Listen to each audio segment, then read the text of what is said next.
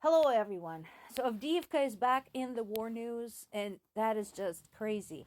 Let's not forget, Avdiivka has been a hotspot not just for the last 2 years since the full scale invasion um, of Ukraine by Russia, but actually since almost 10 years ago, since Russia unleashed its militants into the Donetsk Luhansk region, because that's where it's at. It's in that area. So that's how long Russians have been trying to take it. And they're still failing because Ukrainians are still fighting. That ought to tell you. So, anyway, Ukrainians have made some progress there, and this is one of the most important pieces of progress: the destruction of a Russian attack helicopter. It sounds like the Ukrainian troops used a portable anti aircraft missile to take down the Ka 52.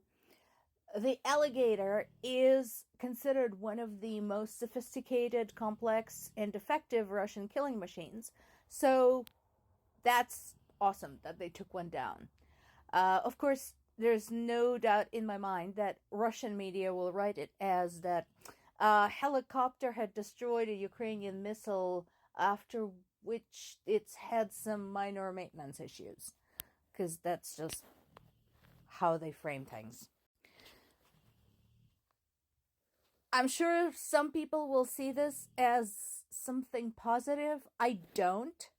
First of all, my question is, what took you so long? Second, do you think this will do anything? So you're going to sit there and talk and go over evidence. We already know all of the evidence. We know all this. Actually, practically, what is your end result?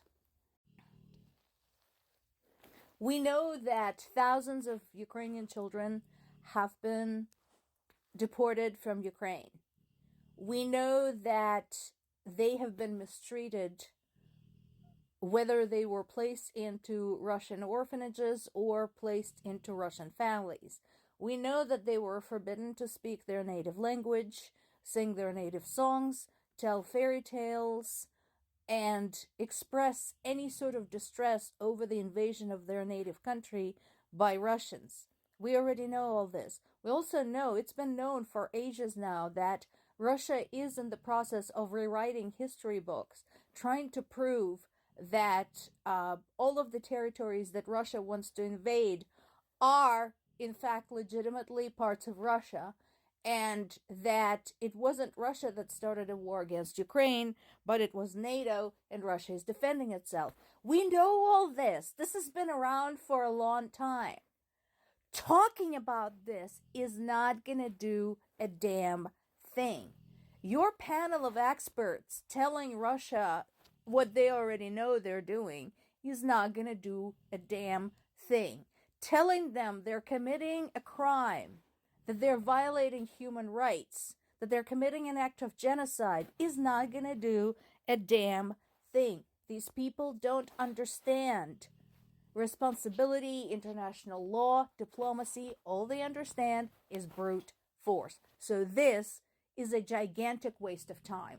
What you should be doing is talking about ways to kick Russia off of UN Security Council and out of UN altogether, because Russia, in fact, is guilty of violating several points in the UN Charter. U.S. aid in Ukraine continues to be basically one big yo-yo. First, the Senate was set to vote on the bill, and then I think they finally decided not to. So it doesn't really matter what happens in the Senate at this point, because House Republicans continue to kill it. And here are the consequences. Look at this picture. This is one of millions at this point of pictures posted by ordinary Ukrainians and the journalists working on the ground there to show you what is happening there.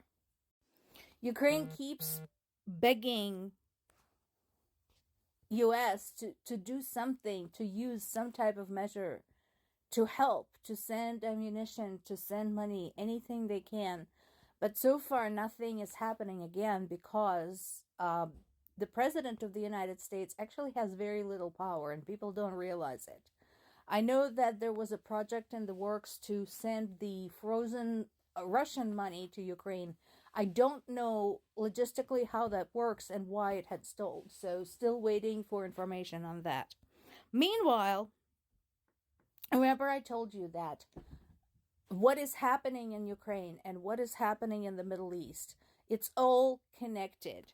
So now we have some leaked documents that show that Russia paid Iran almost $2 billion in gold bullion to get thousands of Shahed drones, which were then used in Ukraine. Iran, as we know, is also historically an enemy of Israel. And so it's working in two directions, destabilizing the situation in the Middle East and among its neighbors, and helping Russia, bombard Ukraine and kill Ukrainian civilians because it is advantageous. It's always difficult to fight two conflicts at the same time.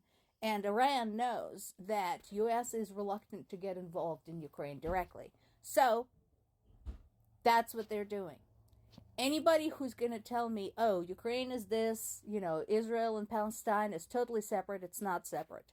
If you look behind the scenes, and a lot of very intelligent people have written on the subject, including folks from the Carnegie Institute of Peace, the folks from U.S. State Department, people, political scientists, military experts have all written on the subject for many, many months now, going back as far as 2022.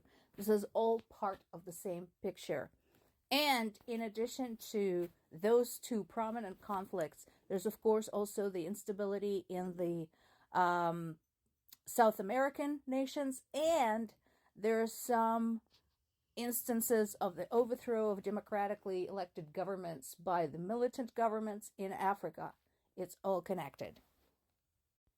And here's another consequence of Ukraine not getting enough support, not getting enough, in this particular case, enough equipment to deal with things. So we know that Ukraine has several anti-aircraft Patriot setups, right? Fantastic. They have been using the hell out of those because of the pummeling they've been taking.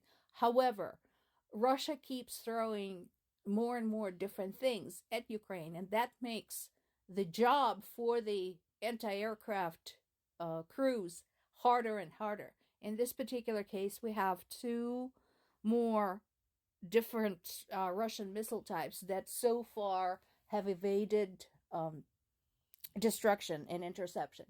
So this is all happening, and when I read about this, all of this, and I read the summaries by the bloggers I follow, the political scientists and historians specifically, my question is, what can we do? Knowing the position of House Republicans, knowing all of that, what can we do now? People in Ukraine are dying, people at the border are dying, people in Israel and Palestine are dying. They cannot wait until the next U.S. election for something productive to happen. Something needs to happen now.